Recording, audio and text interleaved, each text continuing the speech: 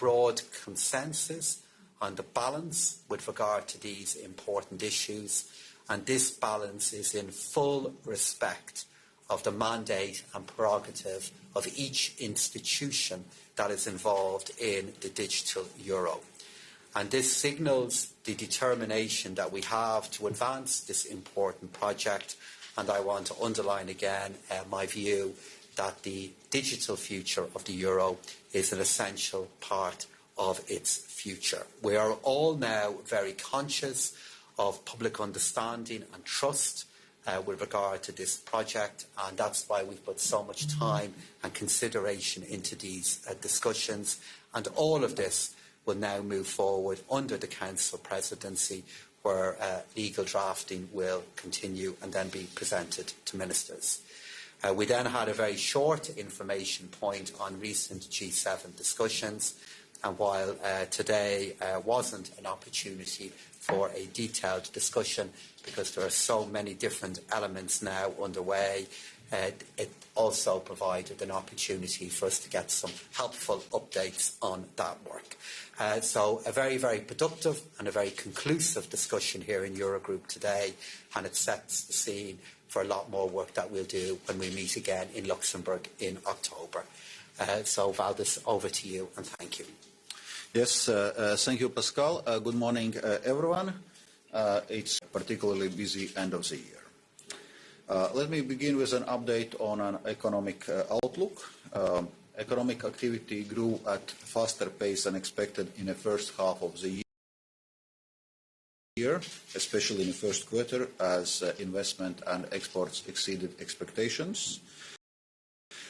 For a year as a whole, we expect a slightly higher growth than 1.1% projected for the EU in the spring. At the same time, growth momentum is set to slow down, but not reverse in the second half of the year. This reflects numerous headwinds, including slower global trade growth, continued uncertainty, and geopolitical turbulence. Hence, our growth outlook for the next year has become somewhat weaker than it was what we published in a spring forecast. But overall, the EU's economic foundations remain sound. Labour market in particular remains robust. We see wages going up and inflation going down. This is good news for households and should continue to support consumption. However, there are various risks to the outlook, so we cannot be complacent, and this underlines the urgency of taking decisive action to secure our prosperity and autonomy in the long term. This brings me to the next point. I very much welcome the ambitious Eurogroup work programme as presented by Pascal today, and look forward working with the ministers to implement it. Let me briefly mention three elements from the Commission's perspective.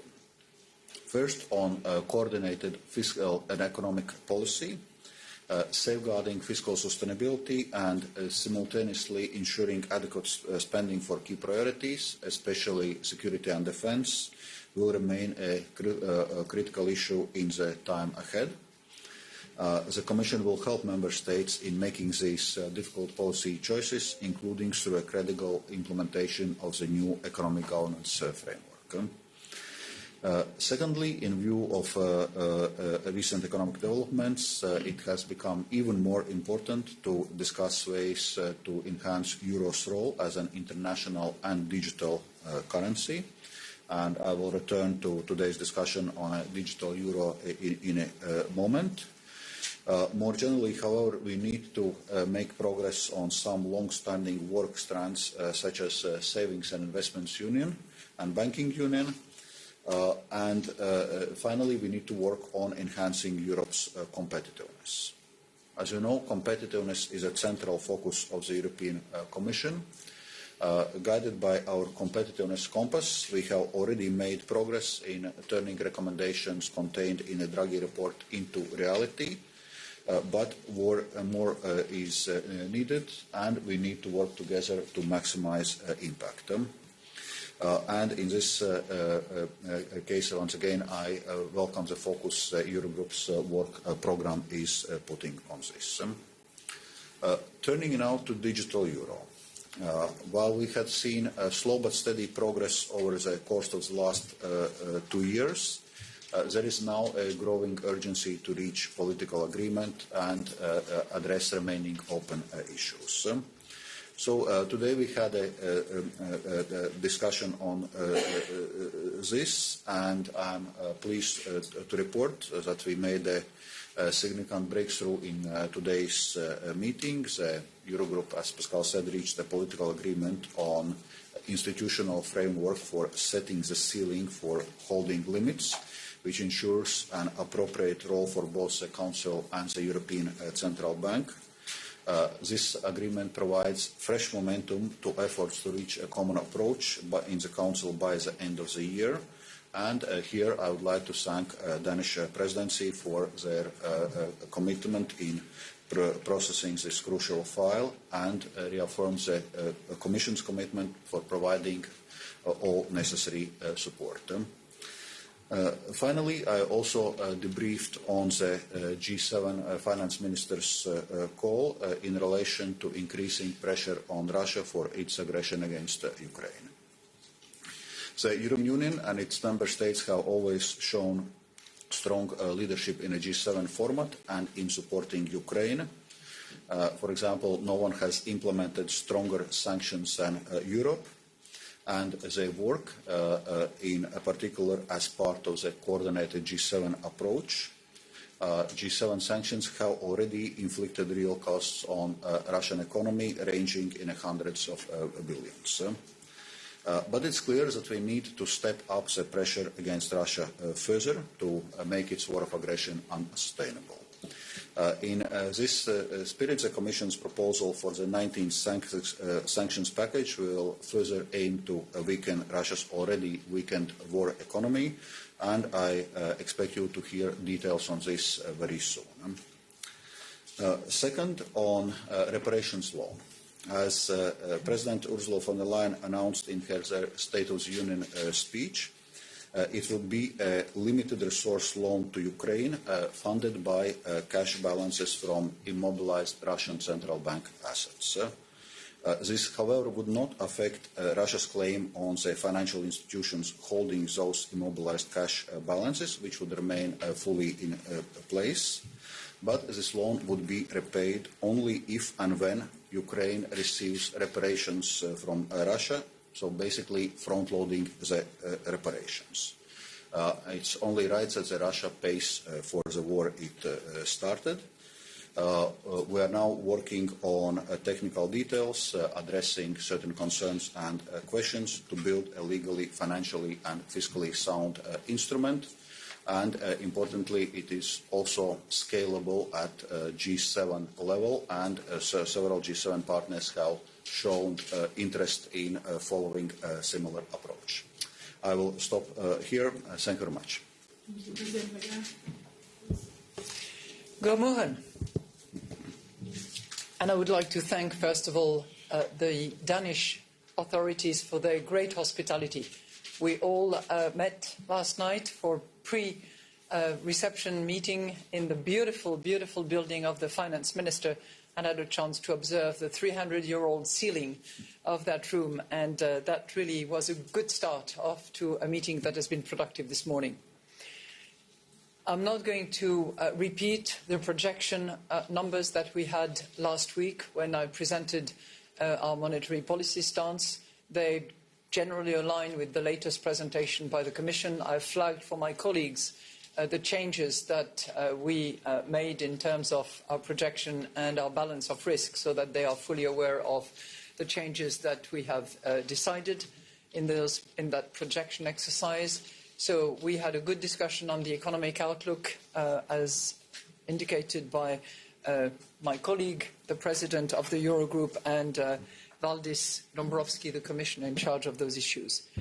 On the digital euro, I would like to really commend and express gratitude to our President of the Eurogroup, to his team, and to all those who have worked long and hard during the summer to make sure that we arrive at a compromise solution that both secures the institutional competences of all institutions, addresses the concern of those who think, rightly so, that the digital euro is not just a means of payment, it is also a political statement concerning the sovereignty of Europe and its capacity to handle payment, including on a cross-border basis, with a European infrastructure and solution. So what has been discussed and approved unanimously inside the room, which included Eurogroup members, but also non-Eurogroup members, is the starting point of further work that will continue to be done both at the European Parliament. We're very anxious to see that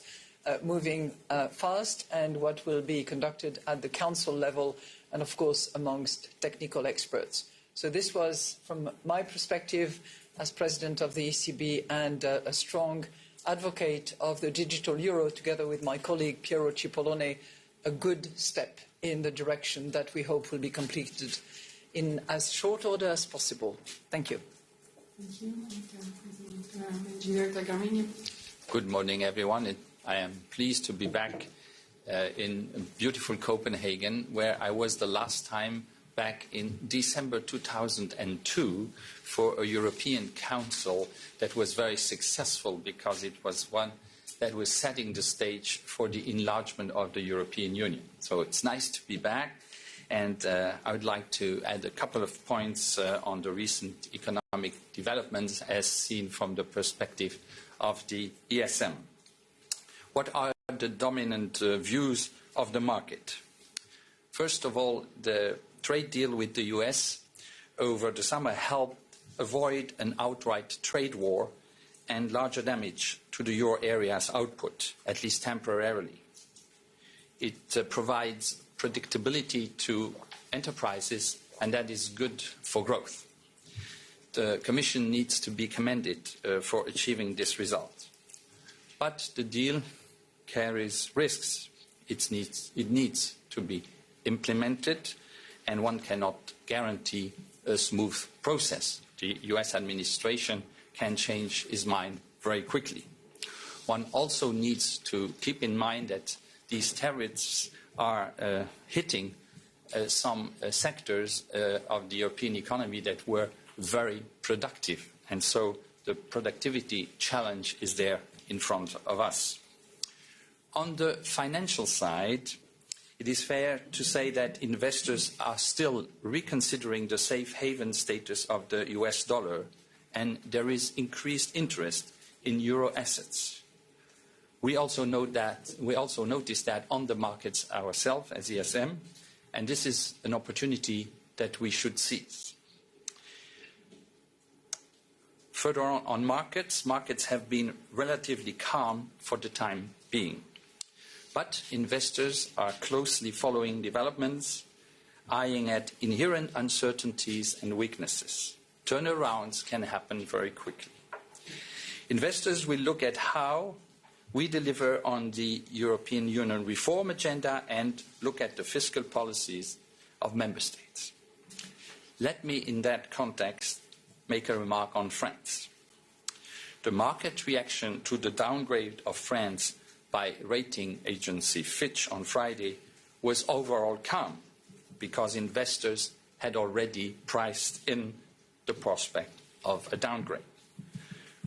Market pricing was already reflecting the rise in political uncertainty and fiscal concerns that followed political events in August. Finding a credible policy and budget path, reducing the deficit over time in line with the new Stability and Growth Pact, which the French government is committed to, remains crucial. More broadly, the European economy needs to be strong and to grow.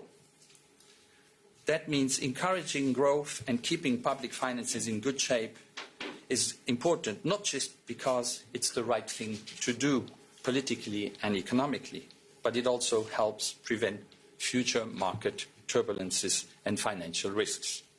Let me conclude by a comment on the good discussion we had today on the digital euro.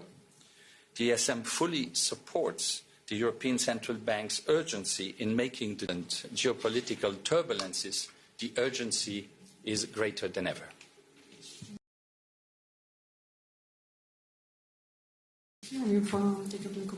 Paula, please.